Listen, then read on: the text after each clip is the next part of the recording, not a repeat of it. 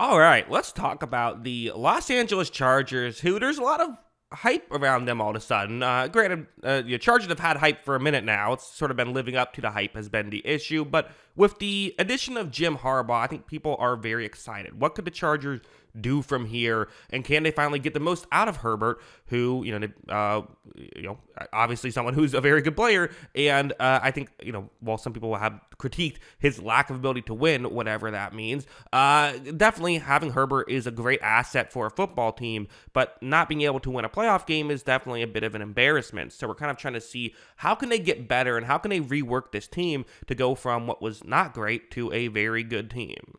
This is the current cap space and cash that they currently have. Negative $25 million in cap space, which again, you can always work around the cap space. Obviously, negative 25 seems daunting, and I know that usually part of how you work around a cap space is you go out and you give players a larger signing bonus right now, and then you take some of the cap off of this first year and extend it to future years. That's usually what you do. Chargers aren't necessarily known for throwing out bags of money to people. That's just something that is the case. So it might be a little bit more difficult for them to navigate that than other teams will. But still, the $60 million in cash, not a ton of cash projected. Obviously, sometimes it goes over than that, but that's definitely something that, Chargers aren't going to have a ton of money to play with.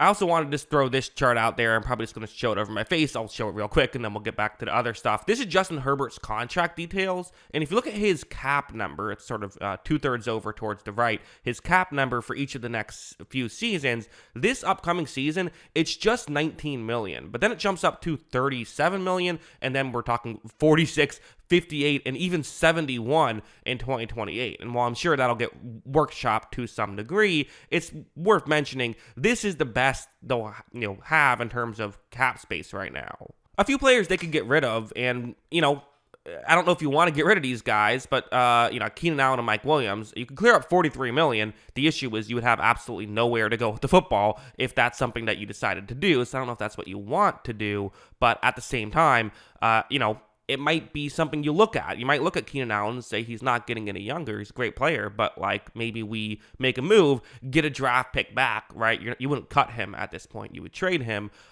There's ways you can clear up money for sure. And I actually wanted to show this chart. I don't always do this, but I wanted to do it for the Chargers because I think it's worth mentioning that just how tough of a situation they've kind of put themselves in. So the passing, this is where they ranked in terms of Pro Football Focus grades in each specific positional category. So for passing, they graded 13th best, but that makes sense, right? Herbert was very good, but then he, went down, so that hurt it.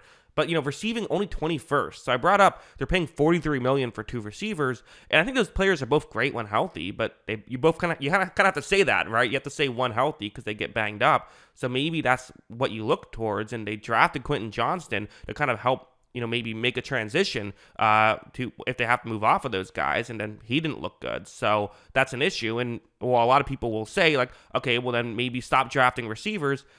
The reality is, if you miss on a receiver, you kind of have to go back and draft another one, right? That's usually what you have to do. You have to get the receiving talent down. You can't be the 21st ranked receiving team with a top 5 quarterback, top 5 debatably, but, an elite caliber quarterback. You can't have that kind of receiving core. You just can't. Pass blocking was all right. Run blocking was the worst in football. The rushing was the worst in football. That's definitely something that they will have to fix. And Jim Harbaugh loves to run the ball. So interested in seeing what's going to happen there. The run defense was actually graded all right last year, which is not what we typically think about with the Chargers. Pass rushing coverage, though, not ideal. So while the typical narrative of the Chargers is always their defense stinks, they have some issues on offense they have to fix as well. And they have some players they might want to keep. Like a couple of them. And again, it's not a disaster situation, right? They're not in a tough cap situation, that's part of why they don't have a ton of cap, is because most of their players are already signed. So, because sometimes you see a team that has a ton of cap space and you're like, oh my God. And then you look at their free agents and say, oh my God. That's not the case with the Chargers. They don't have a ton of cap space, but they're okay. However, some players you'd want to re-sign. Like Austin Eckler, as I mentioned, PFF wasn't crazy about him last year. And, I know it sounds crazy for a guy who's 28, but for running backs, that's getting up there in age. And for $7 million, if you're trying to make sure you can, I don't know if that's the move you make, but again, Harbaugh does love to run the ball. So, and even had that quote where Harbaugh was like, "We got to become a running team." So, which I don't know if you have to, but that's how he envisions things. Gerald Everett, another guy who I think he's not a superstar, but he's a good player. If it costs $6 million to keep him in the building, keep him in the building. Like that feels like a good move in my opinion. Also, Olawi Gilman, who I don't know if that's all. He had a good year last year. If that's all it's going to take is a couple million, I probably want to keep him in the building as well.